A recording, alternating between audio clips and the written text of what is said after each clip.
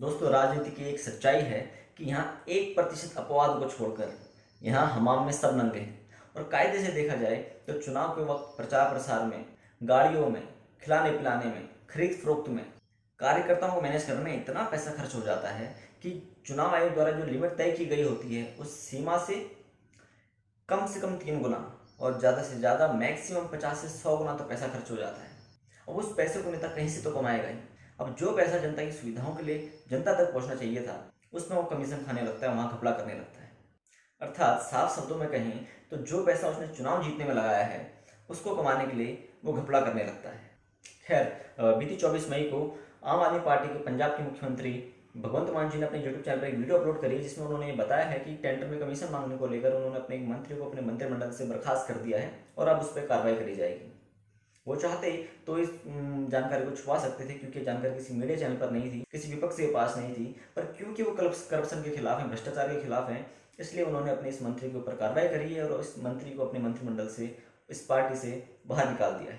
परंतु यहाँ पर एक सवाल खड़ा होता है कि उन्होंने ऐसा किया क्यों, क्योंकि ये बात किसी से छुपी नहीं है, एक राजनीतिक सच्चाई है कि चुनाव जीतने के बाद नेता सबसे पहले चुनाव में लगा हुआ पैसा ही वापस कमाता है। अब ऐसे में ये फैसला पंजाब के मुख्यमंत्री भगवंत मान जी ने अपनी पार्टी की छवि को बरकरार रखने के लिए किया है कि वो करप्शन के खिलाफ है। मैं ये नहीं कह रहा हूँ कि वो करप्शन के खिलाफ नहीं है, वो हो सकते हैं, क्योंकि अरविंद केजरीवाल ने राजनीति में आने से पहले भी उन्होंने भ्रष्टाचार के खिलाफ बहुत काम किया। उन्होंने अरुणा रॉय के साथ मिलकर देश के अंदर आरटीआई मूवमेंट को एक बड़ा स्वरूप दिया। उन्होंने भ्रष्टाचार के खिलाफ राजनीति से आने से पहले बहुत संघर्ष किया है। पर राजनीति की वर्तमान परिस्थितियाँ ऐसी हैं कि उन्हें उसी भ्रष्ट रास्ते से होकर गुजरना पड़ेगा जो रास्ता इस वक्त भ्रष्ट व्यवस्था ने तैयार कर रखा है। हालांकि राजनीति की एक सच्चाई ये भी है कि 99.99% व्यक्ति बिना कोई भ्रष्टाचार किए विधायक, सांसद, मुख्यमंत्री, प्रधानमंत्री बन ही नहीं सकता, फिर वो चाहे किसी पार्टी का हो। कोई चाहे लाख कहता रहे हम भ्रष्टाचार के खिलाफ हैं, मैंने इस बात को पहले भी कहा है कि भ्रष्टाचार को इधर से खत्म नहीं किया जा सकता।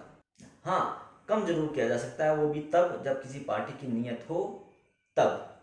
वैसे इसे ही कहते हैं कि अपने राजनीतिक फायदे के लिए, अपनी पार्टी को आगे बढ़ाने के लिए, अपनी पार्टी की छवि अच्छी बरकरार रखने के लिए अपने एक प्यादे को खेल से बाहर कर देना। इसमें टॉप लीडरशिप से चर्चा करके ही निर्णय लिया गया होगा, क्योंकि उन्हें पता है कि जब कोर्ट का अंतिम फैसला आएगा तो उसमें बाइज्जत बरी हो जाएंगे, इनकी छवि साफ हो जाएगी, क्योंकि ऐसे कोई सबूत छोड़े ही नहीं जाएंगे जिससे कोई आरोप सिद्ध हो सके और इन्हें वापस से पार्टी में जोड़ लिया जाएगा, कोई ना कोई पद दे दिया जाएगा।